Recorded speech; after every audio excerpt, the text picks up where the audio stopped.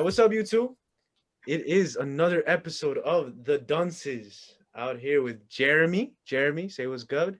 What's up, guys? It's been a Right, minute, man. but we here. We here. We missed you, bro. Honestly, we got Isandro. Isandro, say what's goody. What's up, guys? Come on, man. I'm not saying what's Finish good up. anymore. Ah, That's not me, Jason. you're right. That's You're right. who I am. And we got Jordan. Jordan, what's up, bro? How you doing? Nice. All I gotta say. Nice. So, NBA, man, I feel like this is all we talk about, but you know what? It's because it's a great league. So many things going on in the past few days. We're going to start off with basically a domino effect of trades. The first trade, a first official trade that was reported, was that the Los Angeles Lakers have sent Danny Green, and I believe it was a future first-round pick or a second-round pick, not too sure about that, for Dennis Schroeder from the Oklahoma City Thunder. Obviously, this trade kind of signals the exit of Rajon Rondo. I don't know if that is the case, but it's most likely going to be that way. But how do you guys feel? Do you think Dennis Schroeder is a good fit with the Lakers? They just came off a great championship run in the bubble. So how do you guys feel? I'm gonna start off with Isandro on this. Isandro, what do you think? Yeah. So what is the consensus? Is it that Schroeder's coming in, and then are they expecting Rondo to leave, or are they expecting Rondo to kind of take less money? That's their expectation, because Rondo reportedly was looking for about $9 million a year in his upcoming contract with whatever team offers it to him, and the Lakers obviously weren't gonna do that. So it looks like Dennis Schroeder's kind of like that replacement. So how do you feel about that? How do you feel about that? The thing is, it's not a tit for tat replacement, which I guess it's okay. Maybe, I mean, they knew that it wasn't going to be a tit for tat replacement because Dennis Schroeder, he's coming in. What were they saying? He averaged 4 assists, right? But he was averaging 18 points per game. So they're getting a lot of points off the bench, or is he coming off the bench, you think? They don't know yet. We have to wait up on the rest of the roster. So as of right now, you think that it's more so of like they're gonna miss that playmaking that Rondo gave them, right? I'm thinking that, yeah. Like, is the points? Maybe this is a stupid question, but is the points that Dennis Schroeder is bringing in more worth it than the effect that Rondo, like playoff Rondo, in that playoff series, those playoff series over this past summer, he was a different breed. So are these points per game going to be worth more than everything that Rondo was bringing to the table? And that's still something I'm questioning. I'm still asking. So what do you guys think? I think with playoff Rondo is just a different breed, right? But with Dennis Schroeder, you're getting somebody who's going to score a lot. And he averaged a few assists on a team that was a guard heavy, honestly. Chris Paul and Shai Gilgeous-Alexander. You weren't really going to get enough ball handling duties to pass out and get those assists. But he's pretty solid at that. And defensively, he's pretty solid as well. And he's younger than Rondo. I think that's the thing. It's more so of going more for that youth. And not to say that Rondo isn't great, because we see it in the playoffs, he's amazing. But during the season, he's very ineffective. Like, he's there, but he's not there. You know, he's very inefficient, and Schroeder's not like that, though. But what do you guys think? Jeremy, what do you think about this? So you can't replace Rondo. That's one thing. You can't change Rondo who he is. You know what he brings out to the table, but you're bringing out, like Sandra mentioned before, a younger player, and also a great player who could handle ball pressure as well. Because even though he wasn't in a big team, like even though like OKC, and despite the expectations they had, he handled it well. And also he could not develop more. I mean, he could handle more of the ball easier now in a team like the Lakers that has many weapons, because they didn't have many weapons back in OKC. But now with going into the Lakers now, Schroeder could do more. Now I think most likely he can be a starting point guard now, because I think he was coming off the bench, right? Yeah, he's most likely start for them. Exactly. And I think most of his career he's been coming out the bench, if I'm not mistaken. But now he's gonna get a shot to become a starting point guard with the Lakers, especially I think I'm not mistaken, he's a great pick and roll. Yeah, no, he's great. He's great. He's very fast. He's good handling the ball. I personally think he's a great addition. I think Dennis Schroeder was something that they needed, because when we see with LeBron and Lakers, LeBron obviously he's great, one of the greatest to ever do it, and he is getting older, and it feels like, all right, he ages like fine wine, like he just gets better over year. But at some point he's gonna start slowing down, right? Like it's inhumane for him to be this great forever. So Dennis Schroeder, though, like you guys said, he's going to be that third option scoring. I like my chances with having Dennis Schroeder there. Maybe he's not the best third option, but he's solid for what they gave up. I mean, Danny Green, he is a great, solid role player. But in the playoffs, we didn't really see that much of him. So, but he did give a lot of defense, solid defense, something that, Shooter tries, and he's good at it, but he's a little shorter and a lot skinnier. So, Jordan, how do you think Dennis Schroeder's impact is gonna be on the Lakers? I think it's a good addition. Given the fact that LeBron doesn't need much. He doesn't. He needs great players, good role players, and Dennis Schroeder isn't a role player. He's one of the best six man in the year. Oh, like in the NBA, I mean.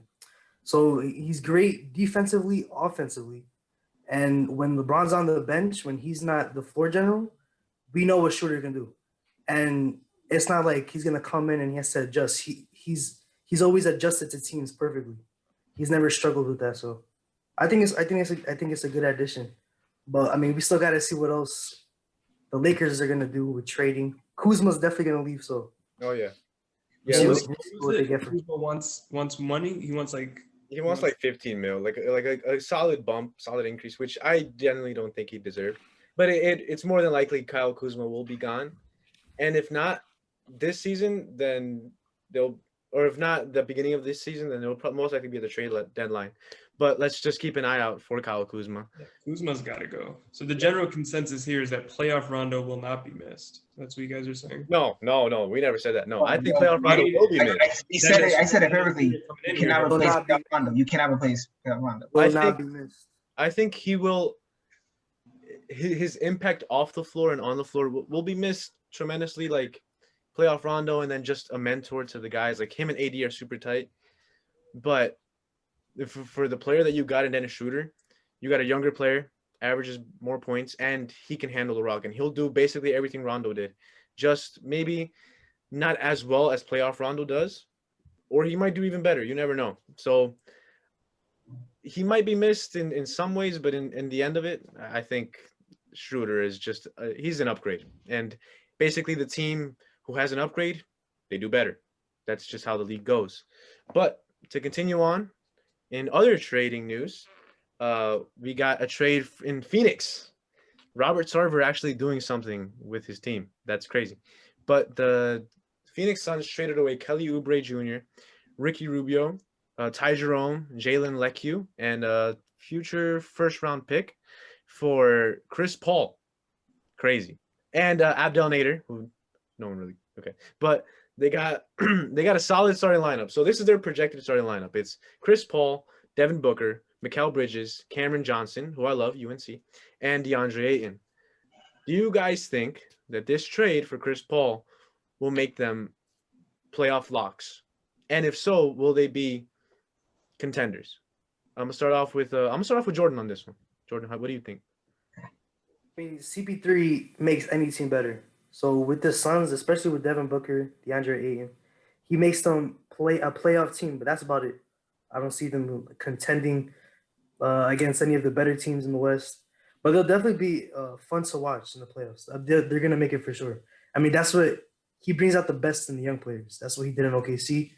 And especially with better young players like Devin Booker, and especially DeAndre Ayton, who's a great center in the making, he's going to make them a great playoff team. Yeah, definitely. Isandro, what do you think? Yeah, no, I agree. I definitely think they're locked for the playoffs. That is the expectation with CP3 being added to that team. Anything less is a failure than the playoffs. Anything more, they're exceeding expectations. I don't think people expect them to be higher up than the fifth seed because there's obviously four better teams in the West and much better teams in the East than them. So they're never going to make it to the finals. Probably not going to make it past the second round, maybe third round, but I don't see them making it past the second round. However, I definitely do see them as a lock for the playoffs because you see CP3, he is the guy who's going to help develop these players. He's going to help develop Devin Booker. He's going to help DeAndre Ayton, and that's going to be a good team. That's going to be an exciting team to watch. Those three guys. Definitely. What about you, Jeremy? What do you think? I agree with both of my compadres, like they say, that obviously we're not going to go and jack it and say that, hey, they're going to be in the finals. No, because you're talking about a heavy loaded West.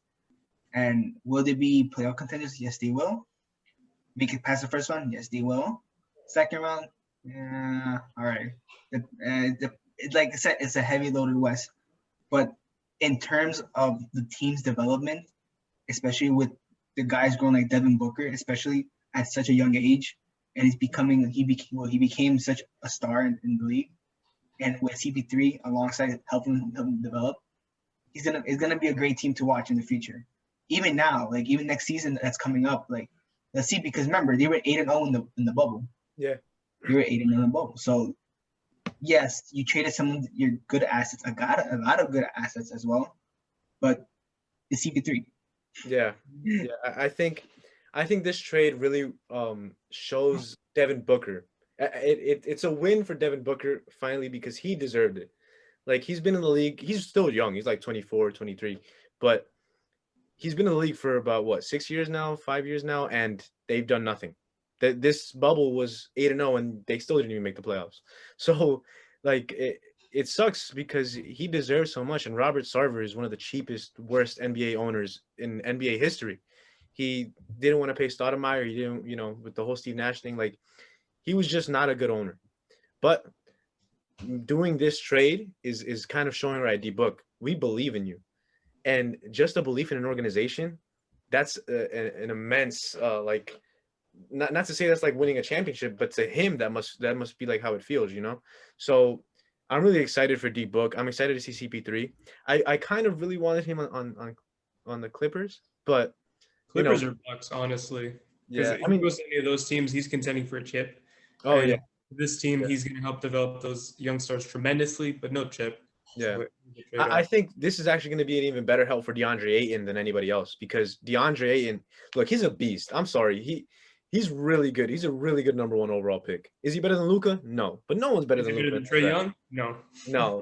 No. But I believe with Chris Paul, he's going to be a really, really good help. He's going to be like when DeAndre Jordan and him played together, Yeah. So yeah. It's going to be Lob City 2.0. Lob City 2.0, exactly. Yeah. And they have a solid, bench if they're able to re-sign and pick up some guys like Dario Saric is going to be great off the bench for that team.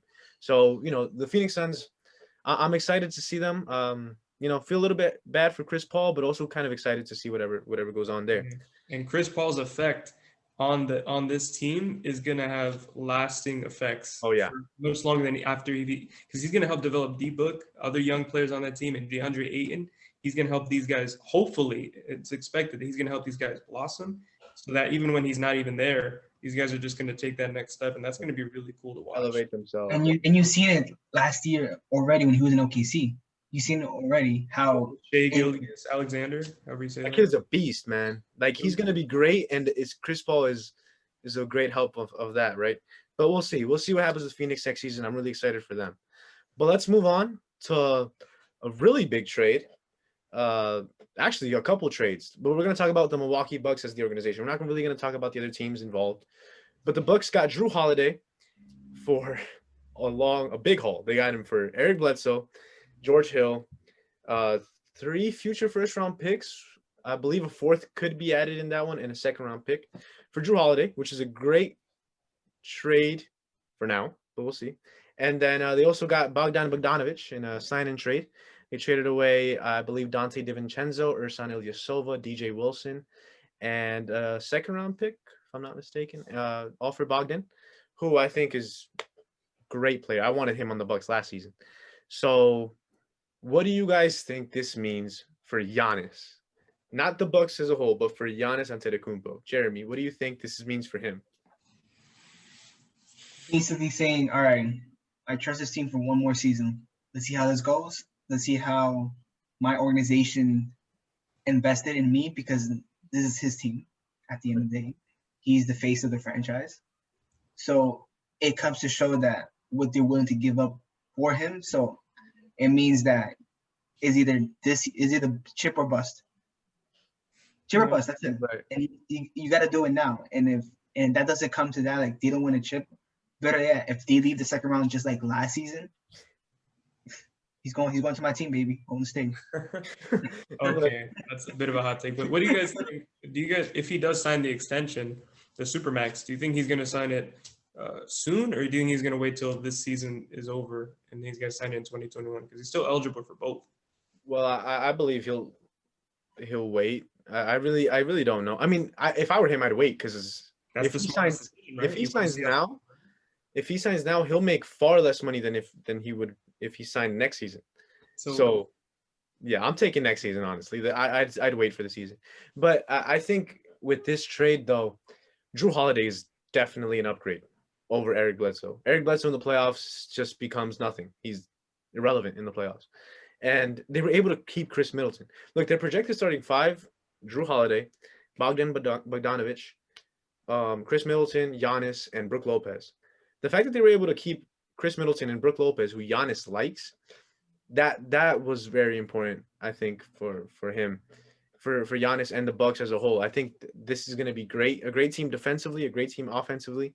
Basically, how they were last season. Just now, these are chips that they're pushing in for the playoffs. These players are for the playoffs. Now, Bogdanovich never actually made the playoffs, but I trust him far more than I would a young Dante DiVincenzo who was shipped off to Sacramento, right? But what does this mean for Giannis? I think 1 year isn't enough. I think he should, if he truly trusts in his organization, he should be there for 2 more years. Because if they do lose in the Eastern Conference Finals this season, in the Game 7, heartbreak to the Brooklyn Nets, right? Let's just say that happens. of course the Nets. Yeah, come on. Of course But not. if that happens, right, like, can you really blame Giannis and the team around him? I mean, they might have lost from 2 or 3 buckets. So Well, in those circumstances that you're detailing, obviously not. I think Giannis will be reasonable. But if we're talking about the circumstances that are more like this likely, season, which are the circumstances of this past season and the season before, where they're right? leading, not the league. Were they leading the league or Yeah, was it the East? They were yeah, leading the league, right? And then they lose, right? yeah. In the playoffs. Like if that happens again, then I think Giannis is going to see that and he's not going to want to, you Yeah. know. So is that so? How do you feel about the whole trade though? Like, do you think it's a good trade for the team, Isandro? I think that's a trade that they had to do. We were talking in the last podcast, they needed CP3. That didn't happen, but they still made a big move for Drew Holiday. They gave up You think so much for him, but he is a great player, and he's going to add so much to this team. And they just like we were talking about before, they needed to show Giannis that they're willing to make the moves that are needed in order to progress. Because if they're stagnant and they're not showing anything, why would that incentivize Giannis to sign a supermax with this team that's not going anywhere in his prime years? Right, right. This So was definitely the right move. yeah, definitely. I believe I'm 100% on that. How about you, Jordan? How do you feel about Milwaukee? So as far as Giannis, we're talking about Giannis. I still don't feel like it keeps him there, like indefinitely right now. So he can still move, and it all depends on what trades the Nets make. James Harden, if he actually goes, if he goes, I mean, right now with the trade, I still think they're the best team in the East. Still the best team in the East because Drew Holiday, you can compare who's better, but he's arguably better than Eric Bledsoe defensively, definitely better offensively. So then you get Bogdan, right? Amazing shooter. You have Chris Middleton, who's already an amazing shooter. Brook Lopez, who can shoot. So now shooting was the problem like 2 years ago, last year. That's not a problem this year. Defensively, that's not a problem. You had Giannis, Defensive Player of the Year. Drew Holiday, amazing defender. So Underrated. I think it's a good trade, but again, it all depends what moves other teams make. Because I still feel like he can get traded somewhere else, and the Bucks will still get they'll still get so much for him. So Yeah. And that's a good point that you were making because what was the strategy for a lot of teams that was working pack the paint so Giannis can't drive? He was getting triple teamed or something like that. Now you get shooters and you're up in defense. That just adds so much. That just adds another dimension to the team that it didn't really have before. But you see that's still a little scary for me because it's like, okay, last season they had shooters too. I mean, Eric Bledsoe, okay, he's not a good shooter, but everybody else in that team, they had snipers. George Hill's a solid 3-point shooter. Dante DiVincenzo, solid 3-point shooter. Like they had good 3-point shooters. It's just they locked up in the paint because in the playoffs, it's not like the regular season. In the regular season, they were running and passing out to open shooters. Okay, boom, hit a three. It's like the same thing with the Rockets. Full court game, right? That's what they were doing. Basically. But in the playoffs, it turns into a half-court game. Yeah. And Giannis just doesn't thrive in the half-court. And it's on him. You know, he's the MVP.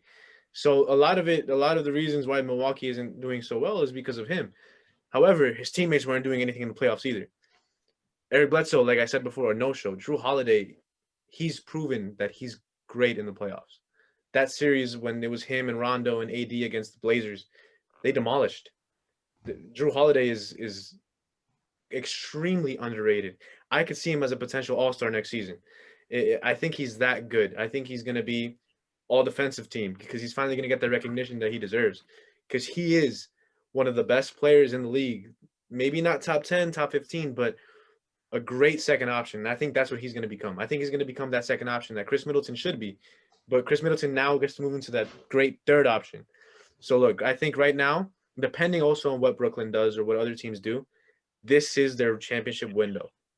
And also who they sign in free agency. But this starting lineup, it should really get them far enough in the playoffs, right? At least to the final. At least to the finals. Their expectations are now high. Yeah. They are high now. And look, we could talk about it now, but if it doesn't work out, Milwaukee's future is doomed. Yeah. It's doomed. Like, it's basically up here. But you better hope you guys work and make it. And if you guys make it to the like you said, to the Eastern Conference Finals, there's a chance that Giannis makes it. It depends. All depends how they lose, or depends how they were playing. Yeah. It all factors in. Yeah, definitely. So now we're going to talk about, just real quick, I want to talk about the Houston Rockets. The Houston Rockets have had a lot of rumors, basically since Steven Silas became their head coach. Poor guy, man. I really like Steven Silas as a head coach, and I felt like he would have been great for them, for Harden, Russ, and Rocco and all those guys. But we saw the first chip when Russell Westbrook asked out. Then Harden and all these Nets rumors are starting up to spiral, also with Philly. And we don't really know what's going on there. And then, boom, they trade Robert Covington for Trevor Ariza and a future first-round pick from Portland. So Portland definitely won that trade. I'm so excited to see what Portland does, especially if they don't get Carmelo Anthony back. Robert Covington, as of right now, is a better player than Carmelo Anthony. That's a fact. So we could talk about Portland later on in another video because there's really not much to talk about there. But the Rockets, what are the Rockets going to do? Where is the best trade for Harden? Where is the best trade for Russ? And not for them as individual players, but the Rockets as an organization. What do the Rockets want back for Russ? Do they want to just dump his salary and get a one-year player like Nicholas Batum and Cody Zeller for Russell Westbrook and like a future second-round pick just to start a rebuild, and then trade away Harden for LeVert and all these guys? Like, or do they want to do something that will make them win, like trade James Harden for Ben Simmons? I'm sorry? You think they should go for a full rebuild? Definitely. They don't look. The Rockets suck. This team they're. Whoa! Breaking news. Okay, the Nets and Rockets have agreed to a blockbuster trade, sending Kyrie Irving, Karis LeVert, and the 19th pick to Houston for Russell Westbrook and James Harden. Cap. Psych, you thought. We're recording a video here, Jordan, all right? We don't need I thought that was going to happen. But look, so honestly, I wish there was some breaking news, though, honestly. It could be great. But yeah, no, that was not going to happen. But so what do you guys think? Do you guys think that the Rockets should go for that? I think they should because the Rockets suck. Harden will never win a championship the way he plays unless he joins Brooklyn. And Russ will never win a championship unless he's changes his game. So what do you guys think about Houston? What should their direction be? Jordan, since you're a Russell Westbrook fan. All right, so we'll start off with James Harden. I mean, we know what they want already. With James Harden, they want a superstar or a great young player, and then a buttload of picks. It's a buttload of picks. And then for us, they don't want too much. They just want, a good enough young star. They don't want for us. They show they don't want anything crazy, and then a good couple picks.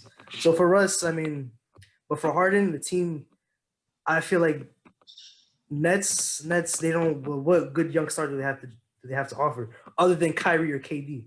But Nets aren't gonna give up Kyrie and KD. That makes no sense whatsoever. Because why bring KD in there just to send one of them away? For Russ, I mean, not a lot of teams are showing interest in Russ. So. And for right now, for what he wants to be the floor general, He's not gonna go anywhere because he can't really do that anymore. His hand, he can't shoot no more. He's a brick. He could be a great like third, second option to any team, but he has to be willing to step down from that role, which he's not willing to do. He has that ego, so we all know that too. Yeah. So what do you guys think about the Rockets though? Specifically those two stars like Jordan went. So Isandro, what do you feel about Russ and Harden? Like I still feel like James Harden and Joel Embiid it just makes the most sense, but it's probably the thing that will never happen, unfortunately. It's like a pipe dream because now we're seeing James Harden, he wants to go to the Nets when the 76ers, if they pull off a trade for James Harden, that would be such a great team. Such a great team. And people are talking about how Ben Simmons and Russell Westbrook could work together too. How that would be a really good thing. So that would just be like cherry on the. Oh, you disagree? You don't feel like they'd be great? No. They can't shoot, bro. They know. No. Ben Simmons needs his own team, like to run. And I think if Harden does get traded for Ben Simmons and then they trade Russ for garbage, which is what they should do, Ben Simmons is going to be the best point guard, whatever he is, in the league next season. Like he's gonna be great. Ben Simmons is that good. I really do believe in him. But before we get into that, just specifically Harden and Russ though, like Jeremy, do you think that they both deserve what they want in a sense? Like, do you think, because Russ is saying, oh, I want to be traded. Harden is saying, oh, I want to be traded. But management is like, look, we're not going to trade you for nothing. So you guys are either going to start the season with us or just go to wherever we send you. So do you guys think the Rockets should accept their wishes or do what a team should do and, build like however they feel like is best? Well, thinking about it, the management has a point though. Like, all right, you want to leave, all right, but you got to go based where we want for the team's interest, because you're not going to trade him for a bag of chips. Right. Let's be real. You can't just do that. Like, personally, I see the perfect fit for James Harden at the Sixers. Yeah. In a couple podcasts before, I was saying I still believe in the Sixers. They just need one more piece, and that piece could be James Harden. And keep in mind, Ben Simmons will be running point. James Harden won't be running that point. He won't be the floor general, but he'll still be that option. Wait. So your suggestion would be not to trade Ben Simmons for James Harden to get them together? I feel like they should trade something else. Who are they going to trade? Embiid? They need James Harden and Embiid together. I don't know. I'd rather keep all three of them. Yeah, no, obviously that would be great too, but I don't think you can, because I don't think anybody else wouldn't be good. I mean, it depends. I haven't looked into the Sixers much, but I'm just thinking out loud here. Tobias Harris, Boban.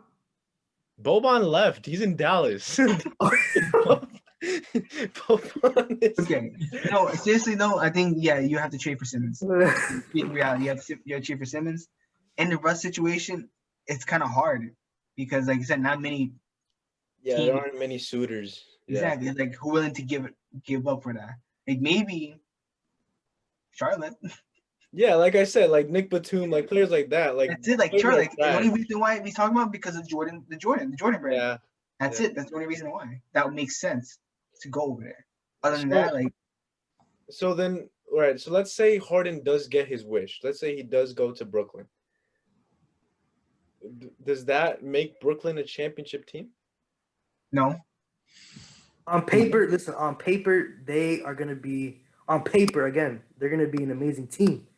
But Kyrie and James Harden is the worst fit. That is a horrible fit. Like, I couldn't put two people. Like, people thought Russ and Harden was bad, and that actually turned out decent. But this right here, that's the worst guard fit right there, two guard position. That's horrible. You have two ball dominant players that are just going to, I don't know, like Someone gotta step down. Kevin Durant is gonna fit everywhere. It's kind of head scratching that Harden wants to go. I think Harden just has it in his head that he wants to leave Houston, who aren't really going anywhere, and he wants to go to a better team and he wants to contend for a chip. He just thinks, okay, I'll go to the East. I want to join my two buddies, my buddy KD, and he wants to, contend. But that's not really what's going to happen if these three guys, because a lot of people have been saying there's only one ball. I'm sure there's merit to that. The fact that there is only one ball. Now you got Kyrie, KD, who can play off ball, and then you got Harden. How would that even work? And you got to remember what the Nets are what they're gonna give up. You know, everything. They have a great bench now, but with Harden, you know, if you're gonna sacrifice keeping Kevin Durant and Kyrie, and then add Harden, you know, you have to give up a lot. Something's got to go, and it's going to be the bench, right? Everything got to go. Everything. Everything got to be 5 players. So it would be our whole team, honestly. And look, as a Brooklyn Nets fan, look, when I first heard of these rumors, I was like, I don't, because I just don't like Harden. I don't like his game. But then looking at it and seeing the potential trades that were out there, you know, Roko's name was involved, and I was kind of excited. I was like, yo, I'd much rather have Covington and Drew Holiday than what's his name, than Harden any day. But then they're saying, you know, Roko got traded, you know, Drew Holiday, whatever. So Harden, I think in this case, and none of us know them, right, personally, but I think they would each take step backs because they all know that they need each other to win. Like, if Harden was traded, I think they'd understand, all right, Harden would be like, all right, bro, like, I'll take over if you guys ask me to, but if not, I'm going to play however you guys feel is best for me, but don't take away what I'm great at, which is getting to the rim and getting fouled. Like, if you're going to make me play off the ball or whatever, help me get to what I'm great at. Help me get to my spots. Kyrie, like, help me. And then Kyrie would be like, all right, same thing. KD, help me. Like, if I'm running off ball screens, like, get me open, catch and shoot, or catch, dribble, pump fake, pass out, or shoot a layup. And KD, he'll work regardless, no matter what. So I think they'd understand that. My only issue is our bench, you know. I've joked around before saying, you know, we're going to get Serge Ibaka, and we're going to get Paul Millsap, DJ Augustine. All these guys are going to sign for the minimum. But they're definitely worth more than the minimum. All of these guys are. So who would we sign? Would we sign Jamal Crawford again? Joe Harris is another big question mark. Would we be able to bring him back? There's just a lot of things going on there. Jordan, you throwing up, but we know the Nets got this, bro. The Nets got this next season. But anyway, regardless of if we get Harden or not, I'm still excited for this team. If we do get Harden, great on paper. The fit is it's scary, but I believe that they'll be able to do it. And I think Steve Nash he's got a lot to handle this season. Poor guy, poor first-year head coach. I don't think any other first-year head coach has ever gone through something like this. But I'm excited to see what they do, what Brooklyn does, what Houston does, wherever these guys are traded. This NBA offseason so far has been great. And the draft is just coming up tomorrow. A lot of great names there. Wiseman, Edwards, LaMelo Ball. There's so many things going on. Isaac Okoro is apparently jumping off the boards, jumping up, which I'm excited. I think he's going to be a great prospect. But yeah, that's going to happen all tomorrow. So we'll get some reactions off that. Maybe we'll do another podcast tomorrow. We'll see what's up. But I think we're going to end the video here because there's really no more trades that have happened. We're waiting to see what happens with Harden. We're waiting to also see what happens with Oladipo. Like, where is he going? No one knows what's going on. I think he'll stay. I mean, he wants to stay. No. Those are just Dallas. He's going to Dallas, bro. Dallas. Dallas making moves too. Yo, Dallas up there too. Bro, if Dallas can get Lou Will, that's gonna be a great addition. I saw a rumor about that like a few days ago. But we'll see what happens with all the teams in the NBA. It's just so great to watch. So much fun to see, you know, even though there aren't games going on, which kind of sucks. But it's the off season. We do have another month until December 22nd and the NBA season fully begins. But we're going to end the video here today, guys. We appreciate you guys for joining. Please like, subscribe, and hit that like button. Jeremy, Isandro, Jordan, it was a pleasure being with y'all today. Thank you guys for joining. Y'all want to say anything to the viewers, to our lovely dunces? He doesn't love me.